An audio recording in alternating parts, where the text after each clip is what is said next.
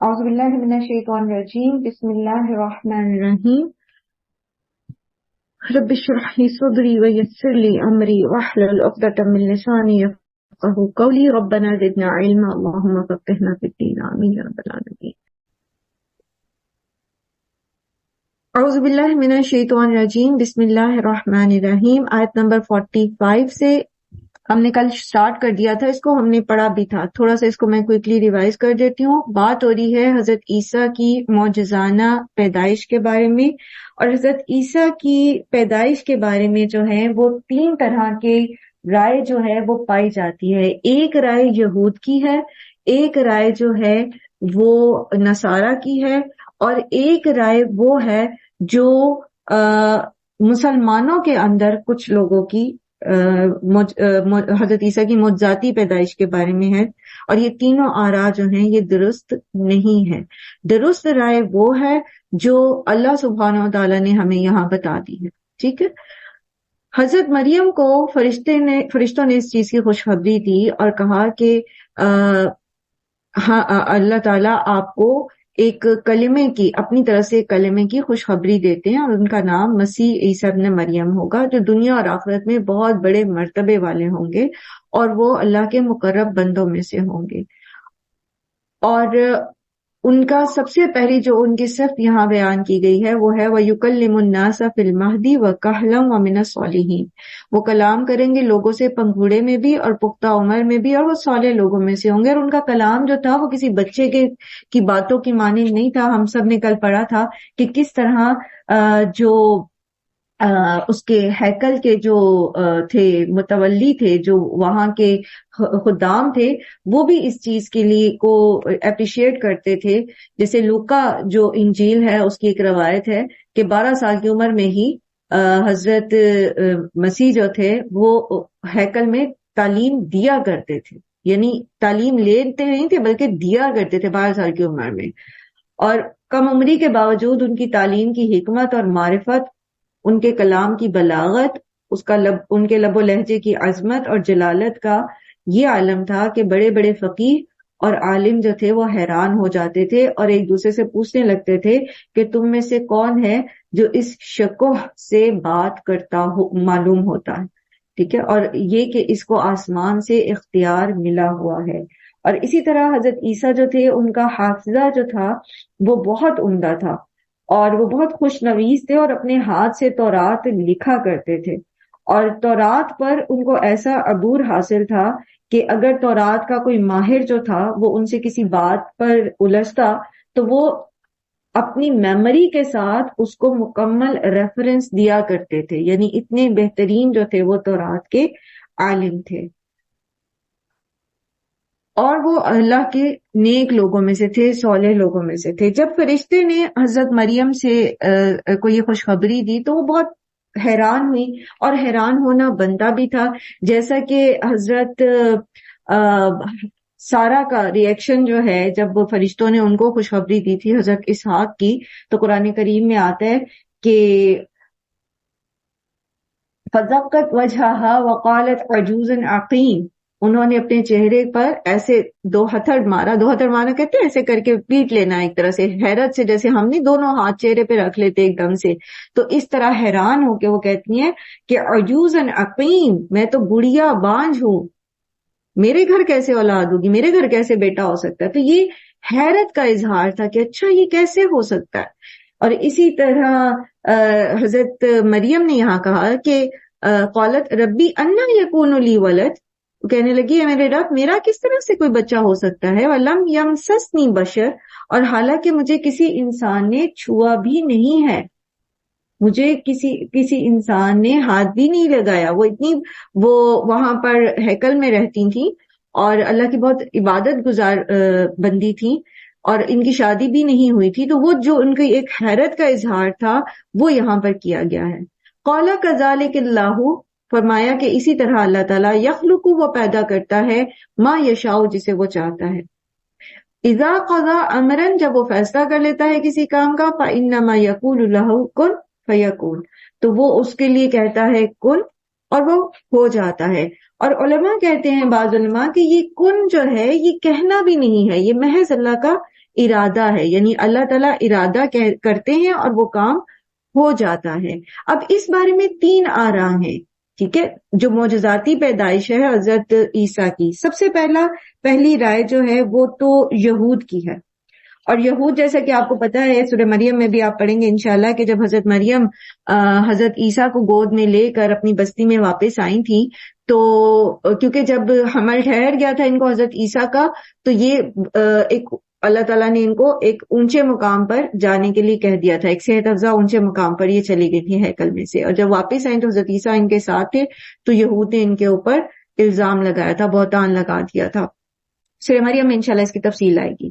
تو سب سے پہلا جو رائے ہے یہود کی ہے، اور انہوں نے حضرت عیسیٰ کی یہ پنگوڑے میں بات کرنے کی، کیونکہ جب انہوں نے یہ الزام لگایا نا حضرت مریم سے، تو حضرت مریم نے حضرت عیسیٰ کی طرف اشارہ کر دیا، تو وہ کہتے ہیں کہ ہم اس بچے سے کیا بات کریں، تو حضرت عیسیٰ نے بول کر اپنی نبوت کا بھی بتایا انہیں، اور اپنی ماں کے بارے میں بھی، مطلب جب انہوں نے اظہار کر دیا بول کے کہ میں نبی ہوں، تو اپنی ماں کی پاکیزگی کا بھی اظہار ہو گیا اس میں۔ تو اس کے باوجود بھی پھر اس کے علاوہ آگے بھی جو معجزات حضرت عیسیٰ کے ہم ابھی پڑھیں گے وہ سارے انہوں نے دکھائے، ان سب کے باوجود یہود نے جو ہے نعوذ باللہ ان کو ولد الزنا قرار دیا حضرت عیسیٰ کو، یعنی وہ ان کی معجزاتی پیدائش کے منکر تھے، اور حضرت مریم پر انہوں نے بہتان لگایا۔ پھر دوسری جو رائے ہے وہ خود عیسائیوں کی ہے، نصارہ کی ہے، اور ان کی کچھ جو کتابیں ہیں جو اناجیل ہیں اس کے اندر جو کہانی گھڑی گئی ہے وہ یہ ہے کہ حضرت مریم جو ہیں ان کی منگنی جو ہے وہ ان کے چچا زاد کے ساتھ جو ہے وہ ہوئی بھی تھی، جس کا نام یوسف نجار ہے۔ آپ کو شاید یہ نام جو ہے یہ ملے بھی کچھ تفسیری روایات کے اندر، جو اسرائیلی روایات ہیں اس میں، یا کہیں اور یہ سٹوری نظر بھی آئے گی، یوسف نجار کا نام آتا ہے اس میں۔ تو وہ کہتے ہیں کہ یوسف نجار سے ان کی منگنی ہوئی بھی تھی، لیکن جو ہے نکاح نہیں ہوا تھا ابھی، لیکن اللہ کی طرف سے حضرت عیسیٰ کا حمل جو ہے وہ ٹھہر گیا تھا، اور اس پر یوسف نجار جو ہیں پہلے تو اس نے منگنی توڑنی چاہیے، لیکن فرشتے نے آ کے جب اس کو حضرت عیسیٰ کے متعلق بتایا اور حضرت مریم کی پاکیزگی کا بتایا، تو بہرحال اس نے یہ رشتہ ختم نہیں کیا۔ حضرت عیسیٰ کی پیدائش کے بعد ان دونوں کا نکاح بھی ہوا اور ان کے اور اولاد بھی، تو یہ ایک کہانی انہوں نے گھڑ لی ہے، ٹھیک ہے۔ پھر تیسری رائے جو ہے وہ ہمارے مسلمانوں کا ایک گروہ ہے جو معجزات کا انکار کرتا ہے اور ایسی آیات کی عقلی تعویل کرنے کی کوشش کرتا ہے۔ تو انہوں نے یہ گھڑ لیا کہ نہیں، حضرت مریم کی شادی ہو چکی تھی، نکاح ہو چکا تھا، یوسف نجار سے رخصتی نہیں ہوئی تھی، اور چونکہ اس دور میں رخصتی کے بغیر جو ہے، نکاح ہونے کے باوجود رخصتی کے بغیر جو ہے وہ ازدواجی تعلق قائم کرنا بہت بڑا جرم تھا، اس لیے یہود نے ان کو لعنت ملامت کی، ادروائز عیسیٰ علیہ السلام کا باپ جو ہے وہ یوسف نجار ہے۔ تو وہ اس طرح کی باتیں کر کے حضرت عیسیٰ کی معجزاتی پیدائش کا انکار کرتے ہیں، حالانکہ یہاں پر اللہ سبحانہ و تعالیٰ کے کلام میں واضح طور پر لکھا ہوا ہے وَلَمْ يَمْسَسْنِي بَشَرٌ، اور حالانکہ نہیں چھوا مجھے کسی انسان نے۔ اور یہ جو تیسری رائے جو مسلمانوں کے بیچ میں پائی جاتی ہے، ہو سکتا ہے کہ آپ میں سے کسی کو پتا ہو، ویسے پہلے بھی میں بتا چکی ہوں کہ سر سید احمد خان جو ہے وہ منکرین حدیث میں سے تھے، تو انہوں نے جو قرآن کی تفسیر کرنا چاہی عقلی اس کے اوپر، تو اس میں یہ آیا۔ پھر انہی کے فالوورز میں جو ہیں وہ کچھ لوگ ہیں جن میں ایک صاحب ہیں، ان کا نام اب میرے ذہن میں نہیں آ رہا، پرویز غالباً ان کا نام ہے، غلام احمد پرویز، ٹھیک ہے۔ تو انہوں نے بھی جو ہے اسی طرح کی تعویلیں کی ہیں۔ پھر ایک اور صاحب ہیں حافظ عنایت اللہ عصری، ٹھیک ہے، یہ تعویلات کے میدان میں بہت آگے نکل گئے، اور انہوں نے بہت ساری قرآنی آیات کی اسی طرح کی تعویلیں کی ہیں۔ تو جو لوگ عقل پرست ہوتے ہیں صرف اور معجزات کا انکار کرتے ہیں، وہ قرآن کے تفسیر میں اسی طریقے سے جو ہے وہ اپنی عقل اور سوچ سے تصریف کرنا چاہتے ہیں۔ اس طرح معنوی تحریفیں ہوتی ہیں مختلف، آپ کے ذہن میں آتا ہے کہ پھر یہ بات بھی تو وہ قرآن سے ثابت کریں اور یہ بات بھی قرآن سے ثابت کریں، تو بیسیکلی وہ معنوی تحریف کی بھی ہوتی ہے اس کے اندر۔ بہرحال یہ تینوں آراء جو میں نے آپ کو بتائی، یہود کی بھی، نصارہ کی بھی، اور مسلمانوں کے اس منکرین حدیث یا منکر معجزات کا جو گروہ ہے، ان کی بھی. تو یہ تینوں غلط ہیں. خود قرآن کریم میں اللہ سبحانہ وتعالیٰ نے صاف صاف بتا دیا کہ عیسیٰ علیہ السلام جو تھے وہ بغیر باپ کے پیدا ہوئے اور اللہ سبحانہ وتعالیٰ کا کلمہ ہے. سورہ مریم میں اس کی تفصیل آتی ہے کہ کس طرح جبرائیل علیہ السلام نے پھونک ماری اور حضرت عیسیٰ کا حمل جو ہے وہ ٹھہر گیا. ٹھیک ہے، یعنی اس کی تفصیل میں انشاءاللہ ہم یہ پڑھیں گے. قرآن کی آیت نہیں ہے لیکن اس کی جو ہے وہ تفسیر میں انشاءاللہ ہم اس کو پڑھیں گے، اس روایت کو. اور پھر آگے جو ہے وہ حضرت عیسیٰ کی صفات بتائی جا رہی ہیں. وَيُعَلِّمُهُ الْكِتَابَ وَالْحِكْمَةَ، اور وہ تعلیم دے گا اسے کتاب اور حکمت کی. کون؟ یعنی اللہ سبحانہ وتعالی حضرت عیسیٰ کو کتاب اور حکمت کی تعلیم دے کر بھیجیں گے، یعنی ان کے پاس یہ علم ہوں گے. ٹھیک ہے. وَالتَّوْرَاةَ وَالْإِنْجِيلَ، اور تورات بھی اور انجیل بھی. اللہ تعالیٰ خود جو ہے آپ دیکھیں کہ کتاب جو ہے آسمانی کتب کا مجموعہ بھی ہو سکتا ہے، ٹھیک ہے، یا کتابت یعنی لکھنا بھی ہو سکتا ہے. تو ان کو لکھنا بھی آتا تھا، جس کے بارے میں بھی ہم نے جیسے پڑھا ہے کہ انجیل کی روایت کے مطابق کہ وہ بہت زیادہ خوش نویس تھے اور تورات کو خود اپنے حافظے سے جو ہے وہ لکھا کرتے تھے. اور حکمت سے مراد یہاں دین کی سمجھ ہے. اور پھر تورات کا علم اور انجیل کا علم جو ہے حضرت عیسیٰ کے پاس موجود تھا. وَرَسُولًا إِلَىٰ بَنِي اسرائیل، اور وہ رسول ہوگا بنی اسرائیل کی طرف. حضرت عیسیٰ جو ہیں یہ بنی اسرائیل کے آخری رسول تھے، آخری نبی تھے. اور اللہ سبحانہ وتعالیٰ نے حضرت عیسیٰ کو بغیر باپ کے پیدا کر کے گویا بنی اسرائیل کے لیے اب حجت تمام کر دی تھی. یعنی حضرت عیسیٰ جو تھے ان کو وہ معجزات دیے گئے جو پہلے کسی نبی کو نہیں ملے تھے اس طرح کے. مثلا اصل میں ہوتا یہ ہے کہ ہر نبی کو وہی معجزہ دیا جاتا تھا جو اس کی قوم میں بہت زیادہ جس کے ماہر موجود ہوتے تھے، تاکہ وہ ماہر اس بات کو سمجھیں اور اقرار کر لیں کہ یہ جو کچھ پیش کیا جا رہا ہے یہ وہ فن نہیں ہے جو جس کے وہ ماہر ہیں، بلکہ یہ اللہ کی طرف سے ہے. جیسے موسیٰ علیہ السلام کے دور میں جادو کا بہت زور تھا، تو جب مقابلہ ہوا تو جادوگر جو ماہر جادوگر تھے سارے کے سارے، انہوں نے فوراً پہچان لیا کہ یہ جادو نہیں ہے. تو جب یہ جادو نہیں ہے تو اس کا مطلب ہے کہ موسیٰ جو ہیں وہ صحیح کہہ رہے ہیں، وہ اللہ کی طرف سے مبعوث کیے گئے ہیں اور یہ اللہ ہی کی طرف سے دیے گئے معجزے ہیں. اسی طرح عیسیٰ علیہ السلام کے دور میں طب کا بہت زیادہ زور تھا، تو ان کو جو معجزے دیے گئے تھے وہ طب ہی کے سے ریلیٹڈ تھے. اور جو ان کے دور کے ماہر طبیب تھے وہ اس چیز کو ریئلائز کر گئے تھے کہ مادرزاد اندھے کو، جو ماں کے پیٹ سے اندھا پیدا ہوا ہے، اس کی آنکھوں کو درست کر دینا، اسی طرح کوڑی کو صرف ہاتھ پھیر کے اس کے ساری بیماری کو دور کر دینا، پھر ایک پتھر کا یا مٹی کا ایک ٹکڑا ہے اس کو پرندے کی شکل دے کر اس کو زندہ کر دینا، پھر مردہ کو زندہ کر دینا، یہ کسی طب کی کسی شاخ میں ماہر سے ماہر طبیب بھی یہ نہیں کر سکتا. تو اس کا مطلب یہ ہے کہ عیسیٰ علیہ السلام جو ہے وہ اللہ کی طرف سے مبعوث ہیں اور یہ اللہ کے اذن سے یہ سب کچھ کر رہے ہیں. ٹھیک ہے. لیکن بات وہی ہے کہ چونکہ بنی اسرائیل جو ہیں ان کے اندر اللہ تعالیٰ نے پے در پے رسول بھیجے، تو اس چیز نے ان کو تکبر میں مبتلا کر دیا. بجائے اس کے کہ یہ حق پرست بنتے، بجائے اس کے کہ یہ جو کام ان کو دیا گیا تھا، یعنی دین کی جو سرداری ان کو دی گئی تھی، ان کو جو دین کا کسٹوڈین بنایا گیا تھا کہ آپ نے ساری دنیا تک دین کو پہنچانا ہے، بجائے اس کے کہ یہ اس پہ فوکس کرتے، یہ نسلی تفاخر میں مبتلا ہو گئے. اب حضرت عیسیٰ کو اس طرح کے معجزے دے کر گویا حجت تمام کر دی گئی. حضرت عیسیٰ بنی اسرائیل میں آنے والے آخری نبی تھے. حضرت عیسیٰ اور حضرت موسیٰ کے درمیان جو ہے وہ قریباً 1975 سال کا بنتا ہے زمانہ. 1975 ٹھیک ہے ایئرز کا ڈفرنس ہے حضرت موسیٰ اور حضرت عیسیٰ کے درمیان میں. اور پھر حضرت موسیٰ اور عیسیٰ کے بیچ میں بہت سارے پیغمبر جو ہیں، نبی جو ہیں، وہ بھیجے گئے بنی اسرائیل کے اندر. اور آلموسٹ اتنا ہی آج کے دور سے، یعنی ہم جو مسلمان ہیں ہمارا اور حضرت عیسیٰ کا بنتا ہے، کیونکہ نبی صلی اللہ علیہ وآلہ وسلم اور حضرت عیسیٰ کا جو ڈفرنس ہے وہ قریباً 550 سال کا بنتا ہے، 550 پونے 600 سال کا. تو اب چونکہ 1400 سال یہ بھی آپ لگا لیں تو قریباً اتنا ہی 1900 کچھ سال کا جو ہے وہ ہمارا ڈفرنس بنتا ہے حضرت عیسیٰ سے. تو جس طرح حضرت موسیٰ سے لے کر حضرت عیسیٰ کے دور میں لوگوں کے اندر شدید قسم کے فساد پیدا ہو گئے تھے، جیسے عقائد کی خرابی، بنی اسرائیل کے عقیدے خراب ہو گئے تھے. کون سا سب سے پہلے بتائیے ایک بڑا عقیدہ جو بنی اسرائیل کا خراب تھا، کون سا تھا؟ بشرا؟ بچڑے کی پوجا. عقیدہ جو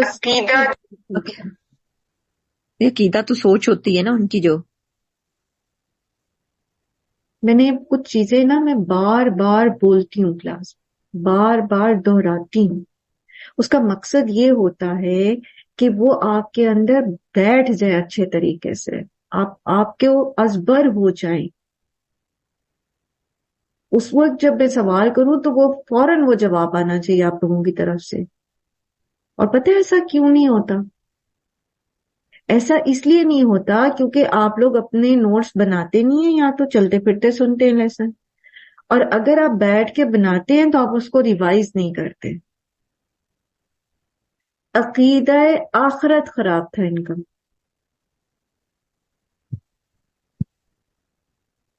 جی عروج نے ٹائپ کیا عقیدہ آخرت. جی عروج بالکل، عقیدہ آخرت ان کا خراب تھا. ابھی کل پرسوں کے لیسن میں اس پہ پوری بات ہوئی ہے. اللہ کی بندیوں، اس طرح پڑھنے کا فائدہ نہیں ہوگا، صرف سننے سے فائدہ نہیں ہوگا. آپ ماشاءاللہ سب وقت نکالتے ہو، آتے ہو کلاس میں 1.5 گھنٹہ پورا سنتے ہو. صرف سننے سے علم کبھی پختہ نہیں ہوتا. یہی ایک بات اگر آپ نے کسی اور کو سمجھانی ہو تو آپ کیسے سمجھاؤ گی؟ 1.5 گھنٹہ 2 گھنٹے لے کے بیٹھے رہو گے اس کو؟ ایک جملے میں آپ بتا سکتے ہیں بنی اسرائیل کا عقیدہ آخرت خراب ہو گیا تھا. ان کا عقیدہ آخرت خراب ہوا تھا تو ان کے اندر اتنی دلیری پیدا ہو گئی تھی کہ انہوں نے تورات میں جو ہیں وہ تحریفیں کرنی شروع کر دی. بچڑے کی پوجا کچھ لوگوں نے کی تھی، تھوڑے سے لوگوں نے کی تھی جن کو قتل کر دیا گیا تھا. ٹھیک ہے، اصل مسئلہ جو بنی اسرائیل کا تھا وہ عقیدے کی خرابی تھی، اور عقیدے میں آخرت کے عقیدہ خراب تھا. اس لیے جو ہے وہ ان سارے مسائل کا شکار ہوئے تھے، آگے خرابیوں کا شکار ہوئے تھے.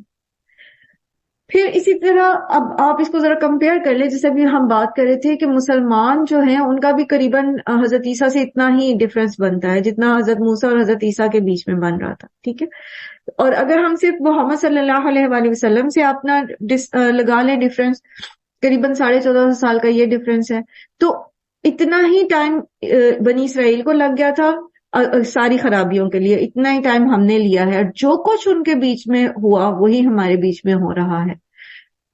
جس طرح ان کے عقائد خراب ہو گئے تھے، عقیدہ آخرت خراب ہوا، پھر توحید کے اندر ان کے خرابی آئی، پھر ان کے اعمال میں خرابی آئی، اسی طرح ہمارے بھی ہے. بنی اسرائیل کے اندر تفاخر پیدا ہو گیا تھا، وہ خوش فہمی میں مبتلا ہو گئے کہ نحن ابناء اللہ واحباہ، ہم اللہ کے بڑے چہیتے. سیم خوش فہمی امت مسلمہ کے اندر بھی پیدا ہو گئی ہے. آج ہم بھی یہی کہتے ہیں کہ ہم چونکہ محمد صلی اللہ علیہ وسلم کے امتی ہیں تو بس سارے بیڑے پار ہیں، جو مرضی ہم کرتے ہیں. اسی طرح بنی اسرائیل کے علماء میں بگاڑ آ گیا تھا. آج آپ کو مسلمانوں میں بھی بہت سے علماء سو ملتے ہیں جو دین کو ایز اے ہول نہیں لیتے، بلکہ صرف تفرقہ بازی کے اوپر، صرف چند فقہی امور کو لے کر اپنے اپنے فرقے کے جھنڈے بلند کرنے اور اپنے اپنے فالوورز بڑھانے میں لگے ہوئے ہیں.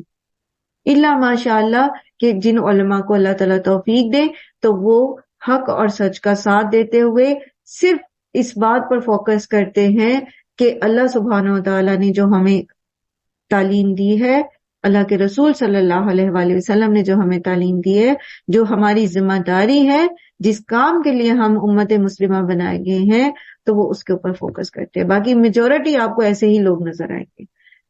اسی طرح جو ایک اور بڑی خرابی تھی ان میں، وہ عوام الناس کا اللہ کی کتاب سے دور ہونا تھا۔ عوام الناس دنیا میں تو بہت ماہر تھے، لیکن تورات کے ماہر نہیں تھے، کیونکہ علماء جو تھے تورات کے، انہوں نے ایکسس نہیں دی تھی عوام کو تورات تک، اور عوام کی دلچسپی نہیں تھی محنت کرنے میں کہ ہم محنت سے سیکھیں اللہ کی کتاب کو۔ وہ سستے میں چھٹنا چاہتے تھے، تو وہ سستے وظیفے اور سستے نجات کے فارمولے وہ ان کے علماء ان کو دے دیتے تھے، اور تورات انہوں نے عوام الناس کی پہنچ سے دور رکھی ہوئی تھی۔ آج امت مسلمہ کی بھی اس قدر انحطاط کی بنیادی وجہ یہ ہے کہ عوام الناس قرآن سے دور ہیں۔ کس طرح دور ہیں کہ ناظرہ تو ہم پڑھتے ہیں، ہمارے ہاتھوں میں قرآن موجود ہے، ہمارے گھروں میں بڑے خوبصورت جلدانوں میں ہر بیٹی کی جب شادی ہوتی ہے تو اس کے جہیز میں قرآن دیا جاتا ہے، ایکسیس تو ہے، لیکن وہ ایکسیس نہ تو قلبی ہے اور نہ ہی عملی ہے۔ ہاں، تجوید کی حد تک پھر بھی کوشش ہوتی ہے۔ تجوید کیا، ایک فارمیلٹی پوری کی جاتی ہے کہ بچوں کو ناظرہ سکھا دیا جائے، ایک دفعہ پڑھ لیں دہرائی کر لیں، بس اس کے بعد سارا کا سارا فوکس اور ہمیشہ کا فوکس جو ہوتا ہے وہ صرف اور صرف دنیاوی تعلیم اور دنیاوی مہارتوں پر ہوتا ہے۔ عوام الناس کا امت مسلمہ میں بھی یہی حال ہے۔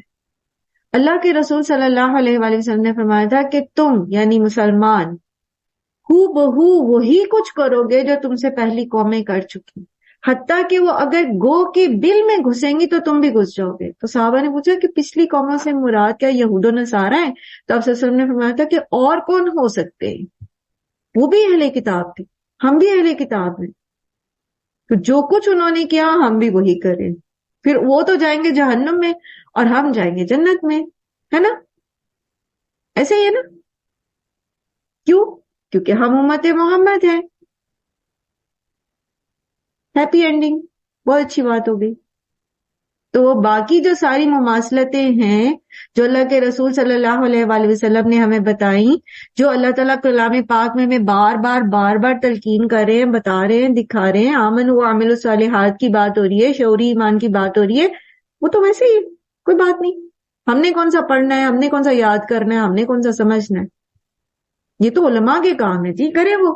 اور پھر علماء جو ہیں وہ جو چاہے آپ کو فارمولے دیتے رہے، وہ جس طرح مرضی آپ کو وظیفوں پہ لگا چھوڑے۔ آج بھی اتنا زیادہ اس چیز کا شعور عام ہو جانے کے بعد بھی جب کسی پر کوئی مسئلہ آتا ہے، کوئی پریشانی آتی ہے، کوئی وظیفہ بتا دیں، مجھے کوئی وظیفہ بتا دیں۔ بھی وظیفے سے پہلے اپنے اعمال پہ تو غور کریں نا، استغفار سے بڑا وظیفہ کیا ہوگا؟ اچھا، اگر آپ استغفار کا بھی کہہ دیتے ہیں نا، تو پھر وہ تسبیح پکڑ کے کتنی دفعہ پڑھنی ہے جی استغفار؟ وہ استغفر اللہ استغفر اللہ استغفر اللہ استغفر اللہ، یہ ہوتی ہے استغفار۔ جتنے جوتے ہمیں پڑ رہے ہیں نا، اس سے کہیں زیادہ کے حقدار ہیں ہم۔ یہ تو اللہ کا حلم ہے، یہ تو اس کا رحم ہے، وہ الرحیم ہے، وہ الرحمان ہے کہ ہمیں اس شدت کے جوتے پڑ نہیں رہے، ورنہ پچھلی قوموں تو اللہ نے صفحہ ہستی سے مٹا دیا۔ اللہ کے رسول صلی اللہ علیہ وآلہ وسلم نے فرمایا کہ اللہ تعالیٰ کسی قوم کو صفحہ ہستی سے نہیں مٹاتے، مفہوم ہے حدیث کا، جب تک کہ اس کے اندر امر بالمعروف و نہی عن المنکر کرنے والے ہوتے ہیں۔ امر بالمعروف و نہی عن المنکر، اور کیسے؟ خود بھی اس سے باز رہتے ہیں ان کاموں سے، اور خود بھی وہ نیکیاں کرنے والے ہوتے ہیں۔ جو خود عمل نہیں کرتے اور دوسروں کو تلقین کرتے رہتے ان کی بات کا اثر بھی نہیں ہوتا۔ ہاں، سننے والے مجمع چاہے لاکھوں کا ہو، لیکن ان میں عمل کرنے والے صرف وہی ہوں گے جن کو اللہ ہی توفیق دے دے، ادروائز ان کی بات کا اثر نہیں ہوتا، وہ شعلہ بیانی وہیں اسی ہال میں ہی رہ جاتی ہے، وہ اثر نہیں کرتی بات جب تک انسان کا اپنا عمل نہ ہو۔ اللہ تعالیٰ ہم سب پہ رحم کرے، اللہ سبحانہ تعالیٰ ہم سب کو بہترین علم نافع عطا کرے اور بہترین عمل کرنے کی توفیق عطا فرمائے۔ تو بات ہو رہی تھی کہ حضرت عیسیٰ جو تھے ان کی اتنی معجزاتی پیدائش جو تھی بیسیکلی کہ بغیر باپ کے ان کو اللہ تعالیٰ نے پیدا کر دیا، پھر اس دور کے معجزے ان کو دیے، یعنی کھلی دلیلیں جن کو دیکھ کر کوئی بھی انکار نہیں کر سکتا تھا، پھر بھی بنی اسرائیل نے اس اتمام حجت کو اگنور کر دیا، اس کو نہیں مانا۔ وَرَسُولًا إِلَى بنی اسرائیل، اور وہ رسول ہوگا بنی اسرائیل کی طرف۔ انی، اب یہ آگے حضرت عیسیٰ کے کلام کو یہاں پہ نقل کیا گیا ہے، ٹھیک ہے۔ انی، بے شک میں، قد جئتکم، تحقیق میں لایا ہوں تمہارے پاس، بآیۃ من ربکم، ایک نشانی تمہارے رب کی طرف سے، بے شک میں تمہارے رب کی طرف سے تمہارے پاس ایک نشانی لے کر آیا ہوں۔ انی، بے شک میں، اخلق لکم من الطین کہیئۃ الطیر، میں بنا دیتا ہوں تمہارے لیے مٹی سے ایک پرندے کی مانند، اور بعض روایات کے مطابق یہ چمگادڑ تھی جو انہوں نے بنا کے دکھائی تھی۔ فَأَنفَخُ، پھر میں پھونک مارتا ہوں، فیہ، اس میں، فَیَکُونُ، تو وہ ہو جاتا ہے، طَیْرًا، ایک پرندہ، بِإِذْنِ اللہ، اللہ کے اذن سے۔ اب یہاں دیکھیے کہ اللہ کے اذن سے وہ پرندہ بنتا تھا، بِإِذْنِ اللہ۔ جیسے کل بھی ہم بات کر رہے تھے نا کہ معجزات ہوں جو انبیاء کو دیے جاتے تھے، یا کرامات جو بزرگوں کے ہاتھوں ہوتی ہیں، اولیاء اللہ کے ہاتھوں ہوتی ہیں، وہ خود اس کے مالک نہیں ہوتے، ان کی ذات کا اس کے اندر کوئی عمل دخل نہیں ہوتا۔ اگر اللہ کا اذن نہ ہو تو وہ کچھ نہیں کر سکتے، ٹھیک ہے۔ تو کرامات کے باوجود، معجزات کے باوجود، وہ ہستی جس کے ہاتھوں وہ وقوع پذیر ہو رہے ہیں، وہ اس کو سجدہ نہیں کرنا ہوتا، اس کو مشکل کشا نہیں ماننا ہوتا، بلکہ اس ہستی کو جو ہے وہ معبود اور مشکل کشا اور حاجت روا ماننا ہوتا ہے جس کے اذن سے یہ ہو رہا ہے، اور وہ اللہ سبحانہ و تعالیٰ۔ آج کتنی مخلوق ہمارے ارد گرد لوگ بزرگوں کی کرامات کے جال میں پھنسی ہوئی ہے، کتنے مسلمان ایسے موجود ہیں، اور اس میں وہ شرک کر جاتے ہیں، ان کو نہیں پتا چلتا، شرک کی حد تک کے اعمال ان کے ہو جاتے ہیں اور انہیں پتہ ہی نہیں چلتا۔ یہ کرامات ہی تو ہیں، وہ کہانیاں، میں نہیں کہتی کہ ساری غلط ہیں، کیونکہ اولیاء اللہ کے ہاتھوں کرامات اللہ تعالیٰ کراتے ہیں۔ آپ میں سے جو اولیاء اللہ ہوں گے، آپ میں سے جو اللہ کے نیک بندے ہوں گے، ان کے ہاتھوں بھی ہو سکتی ہیں، یہ تو اللہ تعالیٰ کرانے والے ہیں نا۔ لیکن یاد رکھیں کہ معجزہ ہو جو انبیاء کے ہاتھوں ہوتا تھا، حضرت عیسیٰ اگر خود چاہتے تو نہیں کر سکتے تھے، اللہ کا اذن ہوتا تھا تو یہ کر پاتے تھے، ٹھیک ہے۔ تو اصل میں پھر عبادت کے لائق، یا اصل میں جو مالک ہے، اصل میں جس سے دعا کرنی چاہیے، اصل میں جو حاجتیں پوری کرنے والا ہے، اولاد دینے والا ہے، مشکلوں کو رفع کرنے والا ہے، وہ نہیں ہے جس کے ہاتھ پہ یہ ہو رہا ہے، وہ ہے جو یہ سب کروا رہا ہے، اور وہ صرف اور صرف اللہ سبحانہ و تعالیٰ ہے، ٹھیک ہے۔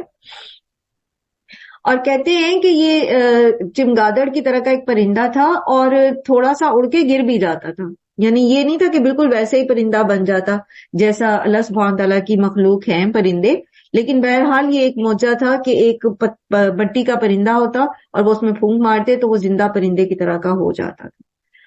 وہ ابری الاکمہا، اور میں اچھا کر دیتا ہوں پیدائشی اندھے کو، والابرصا، اور برس والے کو، یعنی برس ہوتا ہے وہ سفید داغ سے جو پڑ جاتے ہیں ان کو، وَأُحْيِي، اور میں زندہ کرتا ہوں، الموتى، مردوں کو، بِإِذْنِ اللہ، اللہ کے اذن سے، ٹھیک ہے۔ وَأُبْرِئُ الْأَكْمَحَ وَالْأَبْرَصَ وَأُحْيِي الْمَوْتَى بِإِذْنِ اللہ، یہ سب کے ساتھ بھی بِإِذْنِ اللہ آ رہا ہے، اور جو مختلف اس سے پتہ چلتا ہے روایات سے، اسرائیلی روایات سے بھی، کہ انہوں نے اپنے ایک دوست کو زندہ کیا تھا، سام بن نوح کو زندہ کیا تھا، ایک بڑھیا جو اپنے بچے کی اس پہ رو رہی تھی، میت پہ بہت زیادہ، تو اس کو قبرستان لے جایا جا رہا تھا، تو اس کو زندہ کیا تھا، اور ایک شخص تھا عاشر، اس کی بیٹی کو زندہ کیا تھا. ٹھیک ہے، اب اس کے پیچھے پوری پوری کہانیاں ہیں، جو روایات ہیں، لیکن وہ میں آپ کے سامنے، یہ ایسا نہیں کہ ہر مردے کو زندہ کر دیتے تھے وہ، یہ 4 لوگ تھے جن کو انہوں نے زندہ کیا تھا، لیکن بہرحال انہوں نے کر کے دکھایا تھا. وَأُنَبِّئُكُمْ، اور میں خبر دیتا ہوں تمہیں، بِمَا تَأْكُلُونَ، اس کی جو تم کھاتے ہو، وَمَا تَدَّخِرُونَ، اور وہ جو تم ذخیرہ کرتے ہو، فِي بُيُوتِكُمْ، اپنے گھروں میں. یعنی یہ بھی بتا دیتے تھے کہ تم کیا کھا کر آئے ہو اور کیا پیچھے چھوڑ کے آئے ہو گھروں میں. اِنَّ فِي ذَلِكَ لَآیَةً لَکُمْ، البتہ اس میں ایک نشانی ہے تمہارے لیے، ان کنتم مومنین، اگر تم مومن ہو. یعنی بنی اسرائیل کو کہا جا رہا ہے، ان کے علماء کو یہ کہا جا رہا ہے کہ اگر تم مومن ہو تو اس میں تمہارے لیے نشانی ہے. بات یہ ہے کہ نشانیاں یا معجزے انہی کو اللہ کی طرف لے کر آتے ہیں جو آنا چاہتے ہیں. جو نہیں چاہتے تو ان کا رویہ کیسا ہوتا ہے؟ جیسے یہاں بنی اسرائیل کا تھا، یا جیسے قریش مکہ کے بارے میں، مشرکین مکہ کے بارے میں اللہ تعالیٰ فرماتے سورہ بنی اسرائیل میں بھی کہ اگر آپ ان کے سامنے آسمان پہ چڑھ بھی جائیں، وہاں سے اگر یہ آسمان پر چڑھ بھی جائیں خود، اور وہاں جا کر سب کچھ دیکھ بھی آئیں، ساری جو آسمان کا نظم و نسق ہے وہ دیکھ بھی آئیں، تو تب بھی یہ جو ہے ایمان نہیں لائیں گے، بلکہ کیا کہیں گے؟ ہماری تو آنکھوں پر جادو کر رکھا ہے، ہماری آنکھوں پر جادو ہوا ہے. ٹھیک ہے، تو بات وہی ہے کہ پھر دلائل ان پہ اثر کرتے ہیں جو دلیل لینا چاہتے ہیں. ٹھیک ہے، جو واقعی حق کو ماننا چاہتے ہیں، ان کو جب آپ دلیل دے دیتے ہیں تو وہ مان جاتے ہیں. جو ماننے نہیں چاہتے، آپ ان کو چاہے کوئی بھی دلیل دیں، وہ پھر بھی کیا کہیں گے؟ کہ میں نہ مانوں. ٹھیک، تو حضرت عیسیٰ نے بھی ان سے یہ کہا کہ اِنَّ فِي ذَلِكَ لَآیَةً لَکُمْ اِن کُنتُم مُؤْمِنِینَ، اگر تم واقعی ایمان لانے والے ہو، اگر تم واقعی مومن ہو، تو پھر یہ جو ہے معجزات، یہ جو ساری نشانیاں ہیں، یہ تمہارے لیے کافی ہیں. وَمُصَدِّقًا، اور تصدیق کرنے والا ہوں، لِمَا بَیْنَ یَدَیَّ، اس کی جو میرے سامنے ہے، مِنَ التَّوْرَاةِ، تورات میں سے. یعنی حضرت عیسیٰ جو تھے وہ بنی اسرائیل کے نبی ہونے کی وجہ سے تورات ہی کی تصدیق کرتے تھے. ٹھیک ہے، ان کو انجیل دی گئی تھی، لیکن بنیادی جو شریعت تھی وہ تورات کی ہی لاگو ہوتی تھی. انجیل میں حضرت عیسیٰ کا ایک قول ہے، وہ کہتے ہیں کہ یہ نہ سمجھو کہ میں تورات یا نبیوں کی کتابوں کو منسوخ کرنے آیا ہوں، منسوخ نہیں بلکہ میں ان کو مکمل کرنے آیا ہوں. ٹھیک ہے، اور اسی طرح لوکا کی انجیل میں ایک سٹیٹمنٹ ہے، قول ہے حضرت عیسیٰ کا، کہ آسمان اور زمین کا ٹل جانا شریعت کے ایک حکم کے مٹ جانے سے آسان ہے. یعنی اتنا زیادہ شریعت پر فوکس کرنے والے تھے، تصدیق کرنے والے تھے وہ اس کی.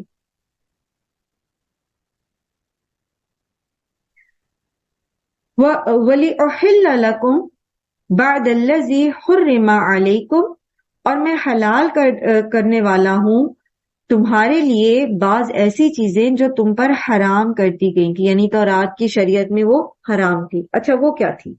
ایک تو یہ کہ بطور سزا، پیچھے بھی آپ نے پڑھا، آگے بھی پڑھیں گے انشاءاللہ، کہ سزا کے طور پر ان کے اوپر کچھ چیزیں جو حلال تھیں اصل میں لیکن حرام کر دی گئی تھی، جیسے اون کا گوشت اور چربی.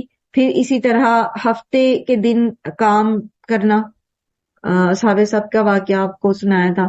تو اصل میں تو یہ حلال تھا کام کاج کرنا دنیا کے، لیکن ان پر خاص طور پر ان کے گناہوں کی وجہ سے سختیاں کی گئی تھی، ریسٹرکشنز زیادہ تھیں. تو حضرت عیسیٰ کہتے ہیں میں وہ چیزیں حلال کرنے والا ہوں تمہارے اوپر اللہ کے حکم سے جو تم پر پہلے حرام تھی. اسی طرح ان کے علماء کے اجتہادات کی وجہ سے ان کے اوپر حرام ہو گئی تھی چیزیں، یعنی ان کے علماء نے خود حرام کر لی ہوئی تھی اور اس کو تورات کا حصہ بنا لیا ہوا تھا، اور عوام الناس اس کو حرام ہی سمجھتے تھے. تو وہ اس کو ایکسپلین کرنا حضرت عیسیٰ کی ذمہ داری تھی کہ کیا اللہ نے حرام کیا ہے اور کیا انہوں نے خود چیزیں حرام کر لی ہیں. वजिअतुकुम और लाया हूं तुम्हारे पास बी आयतिम मिन रब्बिकुम एक निशानी तुम्हारे रब की तरफ से फत्तकुल्लाह व अतीऊन बस डरो अल्लाह से और मेरी अताअत करो इन्नल्लाह रब्बी बेशक अल्लाह रब है मेरा व रब्बुकुम और रब है तुम्हारा हाज़ा सिरातुम मुस्तकीम ये सीधा रास्ता है। हजरत ईसा की तालीमात में से एक और जगह जैसे वो आता है मत्ता की जो इंजील है उनका एक कॉल आता है कि ये जो सिरात मुस्तकीम की बात हो रही है, अमल की बात हो रही है, तो कहते हैं ए मेहनत उठाने वालों, ए बोझ से लदे हुए लोगों, सब मेरे पास आओ, मैं तुम्हें आराम दूंगा, मेरा जुआ अपने ऊपर से उठा लो और मुझसे सीखो क्योंकि मैं हलीम हूं और दिल का आजिजी वाला हूं, तो तुम्हारी जानें आराम पाएंगी क्योंकि मेरा जुआ नरम है और मेरा बोझ हल्का है। यहाँ जुए से मुराद उनकी तालीमात है बेसिकली। ये जुबान चूंकि उनकी ट्रांसलेशन इसी तरह उनकी किताबों में उर्दू में मौजूद है तो वही आपके सामने रख दी गई। तो मत्ता की जो इंजील है उसमें ये उनका कॉल मौजूद है हजरत ईसा का, यानी वो जो बोझ लादे हुए थे उन्होंने अपने ऊपर, वहिल्ला लकुम बअदल्लज़ी हुर्रिमा अलैकुम में जो उन्होंने अपने ऊपर बोझ लादे हुए थे, तो हजरत ईसा कहते हैं कि मेरे पास आओ, मैं तुम्हारे वो बोझ उतार दूं। और फिर ये कि तुम्हारा और मेरा रब अल्लाह है, उसी की इबादत करो। सीधा रास्ता यही है। अब जो लोग हजरत ईसा की इबादत कर रहे थे, जो ईसाई थे, तो उनको यहाँ पर वाज़े तौर पर हजरत ईसा का कॉल बता दिया गया कि वो साफ साफ बताते हैं कि मेरा रब और तुम्हारा रब जो है वो अल्लाह है। और खुद इंजील में भी, तो इंजील में भी, इनकी जो बाइबल है उसमें भी हजरत ईसा का ये कॉल मौजूद है। हजरत ईसा का कॉल मौजूद है कि मेरा और तुम्हारा रब जो है वो अल्लाह है। लेकिन बात वही है कि जब तहरीफें करनी हो, जब अपनी मनमानियां करनी हो, जब तालीम में बिगाड़ पैदा करना हो इल्म में, और जब लोगों को अपने पीछे लगाना हो, तो ऐसी तालीमात को छुपा दिया जाता है या फिर उसको मिस इंटरप्रेट किया जाता है, उसकी तफसीरी तहरीफ की जाती है। तो अकवाल हजरत ईसा के मौजूद हैं बाइबल में, लेकिन उन्होंने जो खुद से अकायद बना लिए, जैसे अकीदा तसलीस वगैरह है, सूरह माइदा में इंशाल्लाह आएंगे तो तफसील से पढ़ेंगे, तो वो जो है ज्यादा फोकस उसी के ऊपर रखवाते हैं लोगों का, उसी पर रहने देते हैं। और जब उनसे क्वेश्चन किया जाता है, बहुत सारे रिवर्ट्स का मैंने सुना इंटरव्यू, तो उसमें कहते हैं जब हम उनसे ये क्वेश्चन करते हैं चीजों के, तो फैक्ट्स तो वो फिर चुप करा देते हैं हमें, कहते हैं कि ये आप नहीं कर सकते, ये आप नहीं बोल सकते, ये आप नहीं पूछ सकते, या ये कि इग्नोर कर देते हैं। तो फिर ये चीज उनके लिए, फिर जो लोग सूझबूझ रखने वाले होते हैं, अकल रखने वाले होते हैं, वो फिर जब रिसर्च करते हैं तो फिर वो इस्लाम को परफेक्ट पाते हुए इस्लाम की तरफ आ जाते हैं। तो यहाँ पर उनके इस हजरत ईसा को जो उन्होंने इलाह बना रखा है उसकी तरदीद की गई है हजरत ईसा ही के कॉल में, कि उन्होंने खुद बताया कि बेशक मेरा और तुम्हारा रब अल्लाह है, उसी की इबादत करो और यही सीधा रास्ता है। फलम्मा अहस्सा ईसा मिनहुम, और जब महसूस किया ईसा अलैहिस्सलाम ने उनसे अल कुफ्र को, यानी जब हजरत ईसा, अच्छा इनका कुफ्र क्या था, इनके अमाल और इनके अकीदे में क्या बिगाड़ था। यहूदी जो थे इन्होंने हजरत उजैर को अल्लाह का बेटा बनाया हुआ था, ठीक है, और इसके अलावा फिर ये अंबिया को कत्ल करते थे, आयात का इनकार करते थे। पीछे आपने सारा पढ़ा कि इनके अमाल क्या थे। अल्लाह की किताब में ये लफ्जी तहरीफ करते थे, मानवी तहरीफ करते थे, लोगों को अल्लाह के कलाम से दूर रख के दुनिया के फायदे उठाते थे, दुनिया कमाने की खातिर ये लोगों को दीन से दूर रखते थे, खुद भी रुकते थे, उनको भी रोकते थे। तो ये इनकी इन हरकत की वजह से जब हजरत ईसा अलैहिस्सलाम ने इस पर इनको टोका, इनको मना किया, इन्हें रोकने की कोशिश की, तो फिर उन्होंने हजरत ईसा के मुतालिक जो है जो प्रोपेगेंडा किया, उनको वहां से उनके खिलाफ, तो वो जो साजिशें शुरू हुई उनके खिलाफ, तो उस पर हजरत ईसा ने जब महसूस किया कि अब ये जो उलमा यहूद हैं ये कोई नुकसान पहुंचाएंगे हजरत ईसा को, तो हजरत ईसा को दीन की फिक्र लाहक हुई कि आगे मेरे बाद अगर मुझे ये कत्ल कर देते हैं तो मेरे बाद दीन का काम कौन करेगा। तो उन्होंने, जो उनके दोस्त थे جو ان کے ارد گرد جو ان کے طالب علم تھے قریبی بہت زیادہ، تو ان سے پوچھا قالا من انصاری اللہ، کہ کون ہے مددگار میرے لیے اللہ کی طرف، یعنی اللہ کے لیے کون میرے مدد کرے گا۔ اللہ کی طرف مددگار سے مراد کیا؟ اللہ کے دین کا مددگار، ٹھیک ہے۔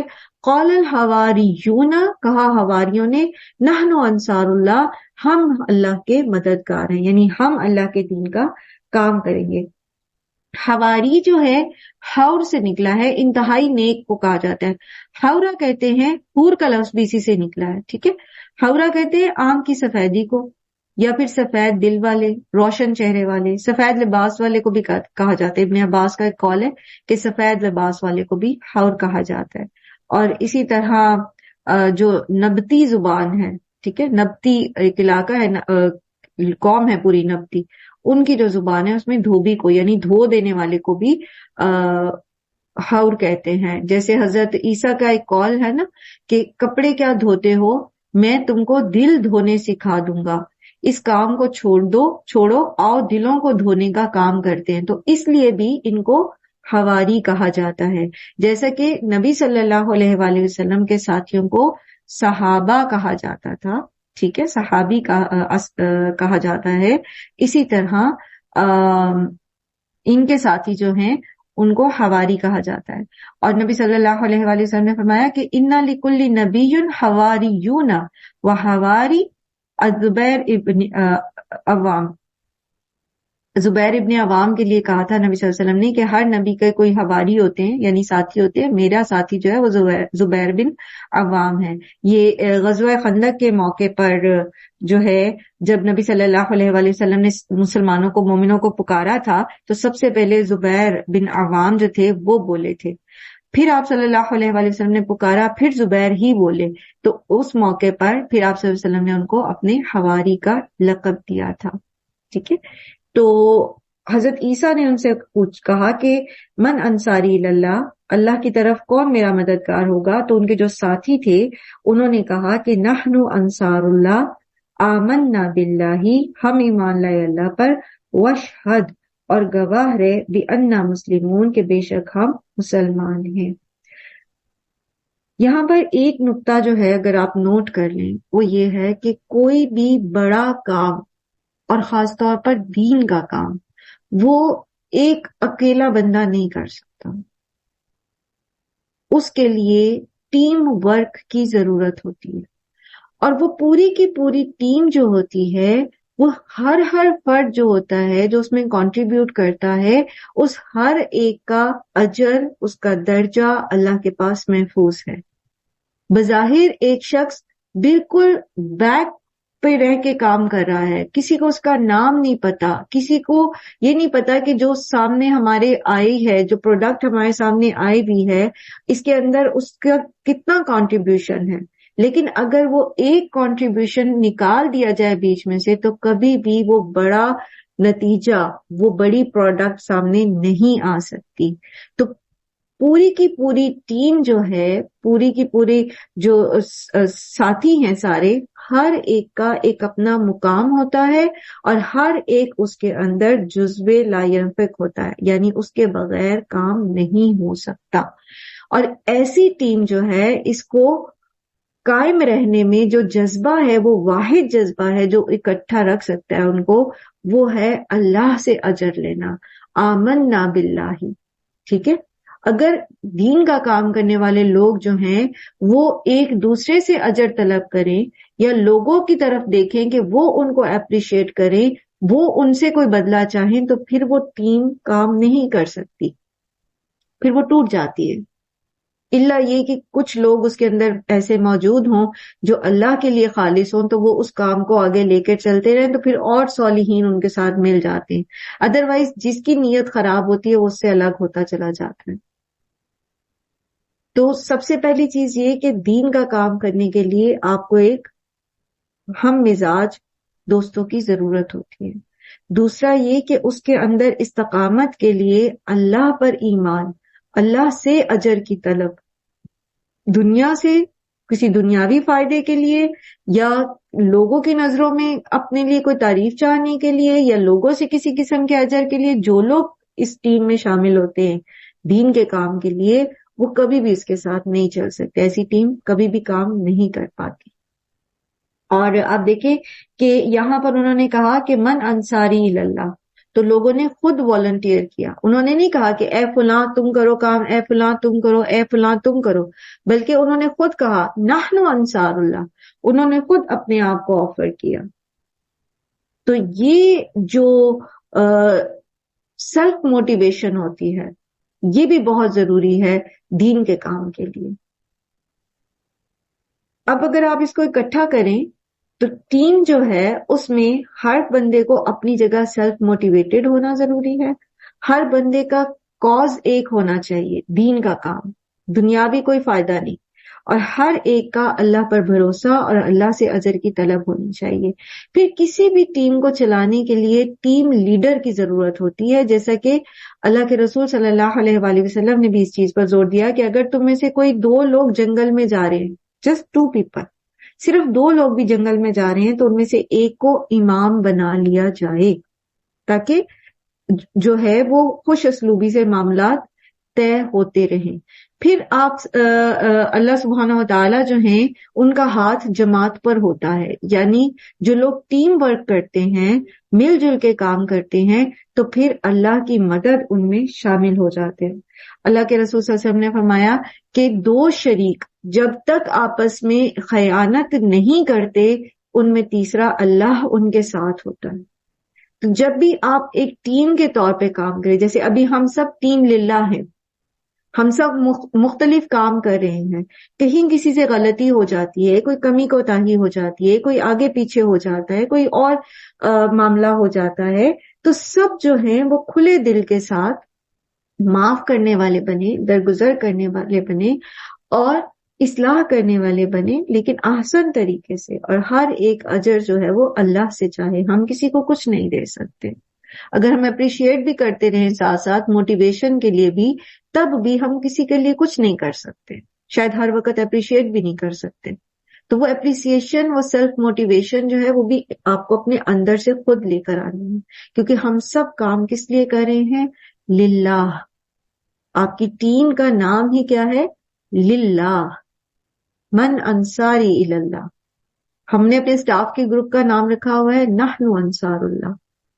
تو ہم اللہ کے دین کا کام کرنے کے لیے اکٹھے ہوئے ہیں، تو اس میں اپنے دلوں کو بڑا رکھیں، کھلا رکھیں، اور دوسروں کو بھی ویلکم کریں. اور جو بھی اس ٹیم میں شامل ہوتا ہے وہ یہ دیکھے کہ اس کی انٹینشن کیا ہے، کس نیت کے ساتھ آ رہا ہے، استقامت رکھے اپنے اوپر، اور مل کر ایک دوسرے کے ساتھ عفو درگزر کے ساتھ کام کریں. پھر وہ دعا کرتے ہیں حواری، ربنا آمنا، اے ہمارے رب ہم ایمان لائے، بما انزلتا واتبعنا رسولا فاکتبنا مع الشاہدین، کہ اللہ ہم ایمان لائے اس پر جو تو نے نازل کیا، واتبعنا رسولا، اور ہم نے اتباع کی. نازل کیا کیا؟ تورات اور انجیل، ٹھیک ہے، اور ہم نے اتباع کی رسول کی. فاکتبنا مع الشاہدین، پس ہمیں لکھ دے گواہوں کے ساتھ، یعنی گواہی دینے والوں کے ساتھ. اور گواہ کون ہے یہاں پر؟ امت مسلمہ، جسے اللہ سبحانہ وتعالی نے فرمایا نا لِتَكُونُوا شُهَدَاءَ عَلَى النَّاسِ، ٹھیک ہے، اور تاکہ تم سب ہو جاؤ گواہ لوگوں پر. تو یہاں پر شاہدین سے مراد جو ہے مفسرین کہتے ہیں کہ یہ امت مسلمہ ہے. پھر اسی طرح یہاں پر جو رسول کی اتباع ہے، تو مانی تو یہاں پر حضرت عیسیٰ ہے، ٹھیک ہے، اور اسی طرح حضرت عیسیٰ نے نبی صلی اللہ علیہ وآلہ وسلم کے بارے میں جو بشارت دی تھی، انہوں نے فرمایا یأتی من بعد اسمہ احمد، میرے بعد میں تمہیں ایک رسول کی خوشخبری دینے والا ہوں جس کا نام احمد ہوگا. تو واتبعنا رسولہ میں بعض نے اس کا معنی رسول صلی اللہ علیہ وسلم بھی لیا، یعنی کیونکہ جو بھی نبی آیا ہے نا، جتنے بھی انبیاء آئے ہیں وہ سب کے سب جو ہیں وہ اسلام ہی دین لے کر آئے ہیں. تو اگر کوئی حضرت عیسیٰ کا پیروکار تھا بیسیکلی، تو اس کی جو اتباع تھی وہ اسلام کی اگر وہ اتباع کرنے والا تھا تو وہ محمد صلی اللہ علیہ وآلہ وسلم کی بھی اتباع کرنے والا، وہ موسیٰ علیہ السلام کی بھی اتباع کرنے والا ہے، کیونکہ سب انبیاء جو ہے وہ ایک ہی دین لے کر آئے ہیں. جیسے سورہ حج میں آتا ہے نا کہ ہوا سماکم مسلمین من قبل وفی ھذا، ٹھیک ہے، ہوا سماکم، اس نے تم سب کا نام رکھا ہے مسلمین. مسلم کون ہوتا ہے؟ جو اسلام قبول کرتا ہے. تو ہر ایک کا نام جو ہے وہ اللہ تعالیٰ نے مسلم ہی رکھا ہے. اب ہم سب کے لا کے لگا لیں تو اور بات ہے، بٹ مسلمان ہیں ہم سب، کیا ہیں؟ مسلم ہیں. تو عیسائی جو تھے اپنے دور کے، حواری جو تھے، وہ بھی مسلم تھے.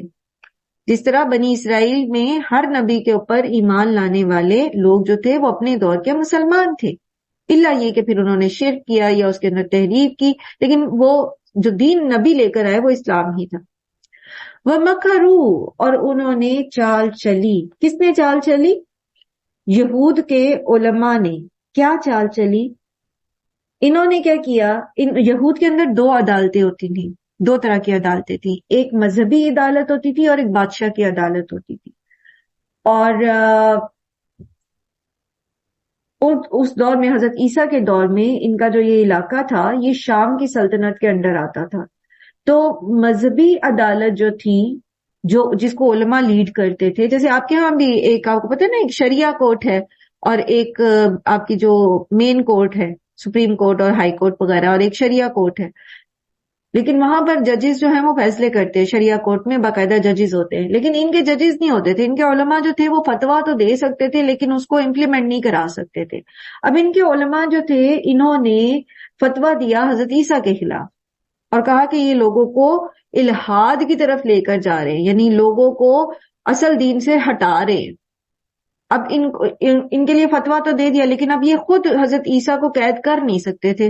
تو انہوں نے جو پھر بادشاہ وقت تھا اس کو ورغلا کر جو قومی عدالت تھی، بادشاہ کی جو قومی عدالت تھی، اس میں سے پھنسا کر تو حضرت عیسیٰ پر بغاوت کا، بادشاہ کے خلاف بغاوت کا مقدمہ جو ہے وہ درج کرایا.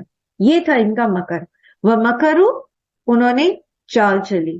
انہوں نے چاہا کہ بادشاہ جو ہے وہ بغاوت، آپ کو پتہ ہے ہر دور میں باغی کی سزا جو ہوتی ہے وہ سزائے موت ہوتی ہے، تو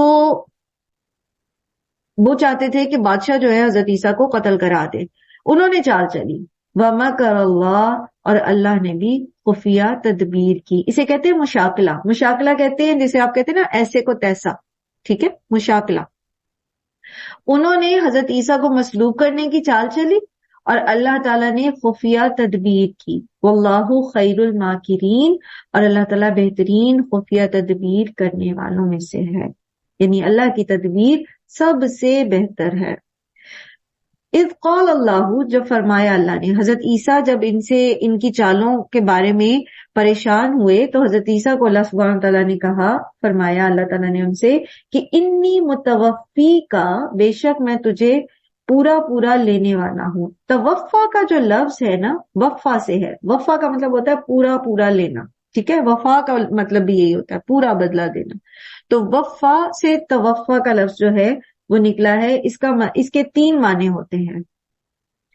ایک یہ کہ پورا پورا قبض کر لینا، یعنی جیسے عام لوگ جو ہیں ان کی وہ فوت ہوتے ہیں، ٹھیک ہے. دوسرا اس کا میننگ ہوتا ہے نیند میں فوت ہونا. جیسے اللہ تعالیٰ قرآن کریم میں فرماتے ہیں نا، اللہ یتوفی الانفس حین الموتہا واللتی لم تمت فی منامہا، کہ اللہ تعالیٰ فوت کر لیتا ہے ان کی جانوں کو، یعنی ان کی روح کو قبض کر لیتا ہے ان کی موت کے وقت، یا وہ جن کی ابھی موت آئی نہیں ہوتی اور وہ سو رہے ہوتے ہیں، تو نیند کے وقت جو ہے ان کی روح جو ہے وہ قبض کر لی جاتی ہے. اس لیے کہا جاتا ہے نا کہ نیند موت کی بہن ہے، ٹھیک ہے. سویا ہوا انسان مرے ہوئے انسان کی طرح ہوتا ہے، بالکل اس کو نہیں پتا ہوتا اس کے ارد گرد کیا ہو رہا ہے.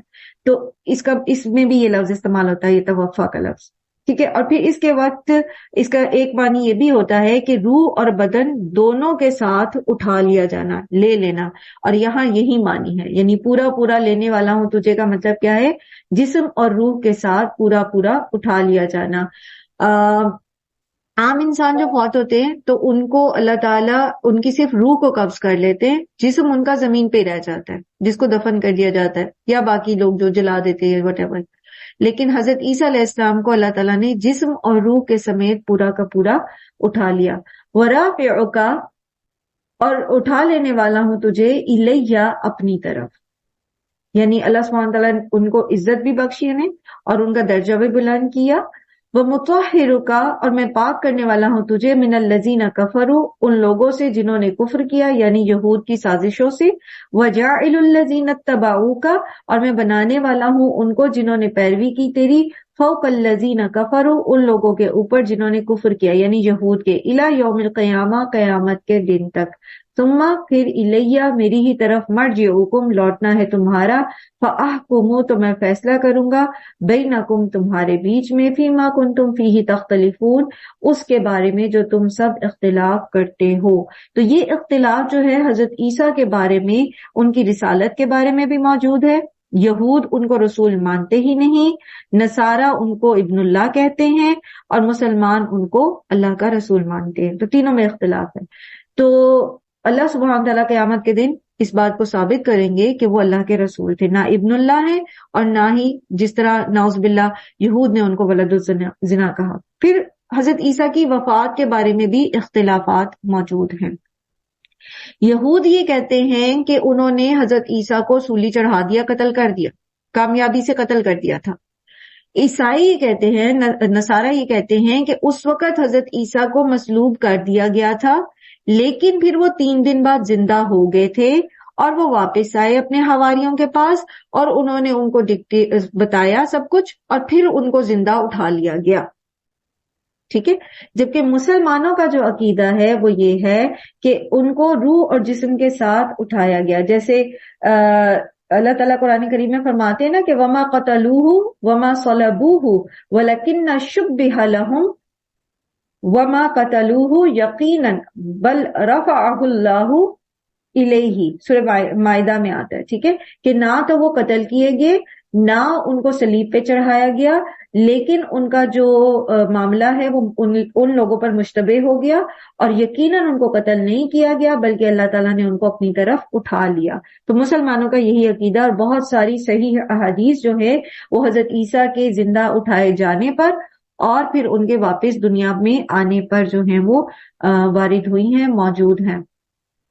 تو یہ اختلافات جتنے بھی ہیں ان کے بیچ میں، یہ قیامت کے دن اللہ سبحانہ و تعالیٰ ان کے بارے میں فیصلہ کریں گے. تا قیامت جو ہے یہ اختلافات جو ہیں یہ رہیں گے. ہاں، ہر عیسائی جو ہے وہ اپنی موت کے وقت حضرت عیسیٰ کو یا تو اپنے موت کے وقت یا پھر قیامت کے دن وہ دیکھ لے گا کہ حضرت عیسیٰ کی حقیقت کیا ہے. اس کے بارے میں بھی جو آثار ہیں وہ وارد ہوئے ہیں. اور انشاءاللہ کل ہم اس کو کنٹینیو کریں گے لیسن کو، اور آپ سب بھی اس کو پڑھیے گا. اور آج کے کانٹیکس میں آپ کے ذہن میں یہ سوال پیدا ہو سکتا ہے کہ آج تو یہودی حکومت کر رہے ہیں، سارے عیسائیوں کو کنٹرول کر رہے ہیں. جیسے ہم سب یہ جانتے ہیں کہ اسرائیل جو ہے اس نے جو ہے وہ قرض پہ پیسہ دے دے کے امریکہ تک کو مقروض کیا ہوا ہے، اور یہ قرض پہ کہہ رہی سود پہ قرض دے دے کے. تو یہ ساری چیزیں کیا ہے. لیکن اگر آپ تھوڑا سا ہسٹری کو پڑھیں نا کریٹیکلی تو آپ دیکھیں گے کہ ابھی بھی عیسائی جو ہیں وہ یہودیوں کو استعمال کر رہے ہیں. ابھی بھی انہوں نے اپنی جو ان کی جو کالونیز تھیں ان کو اسٹیبلش رکھنے کے لیے وہاں پر عیسائی حکومتوں نے اپنے پنجے گاڑے رکھنے کے لیے اسرائیل کو بنایا اور ابھی تک یہ اس کو استعمال کرتے ہیں. کرے. تو یہ اس کے لیے اب یہ موقع تو نہیں ہے کہ میں اس میں آپ کو سارا لے کے جاؤں، لیکن آپ تھوڑا سا ہسٹری پڑھیں گے، تھوڑے فیکٹس اینڈ فگرز دیکھیں گے تو یہ چیزیں انشاءاللہ آپ پر واضح ہو جائیں گی. اللہ تعالیٰ ہمیں علم نافع عطا فرمائے اور اس پر اس کا فہم عطا فرمائے، اس میں رسوخ عطا فرمائے اور علم نافع پر عمل کرنے کی توفیق عطا فرمائے. اور عقیدوں کی خرابیوں سے اللہ تعالیٰ ہم سب کو، ہماری نسلوں کو اپنی پناہ میں رکھیں. اور جتنے بھی لوگ مشکل میں ہیں، جہاں پر بھی مسلمان، خاص طور پر جیسے فلسطین میں ہیں، اللہ سبحانہ تعالیٰ ان کو کفار پر فتح نصیب فرمائے. اللہ تعالیٰ ہمیں توفیق دیں کہ ہم ان کے بہترین مددگار بن سکیں. وآخر دعوانا الحمدللہ رب العالمین. سبحانک اللہم و بحمدک، نشہد ان لا الہ الا انت، نستغفرک و نتوب الیک. السلام علیکم و رحمۃ اللہ وبرکاتہ.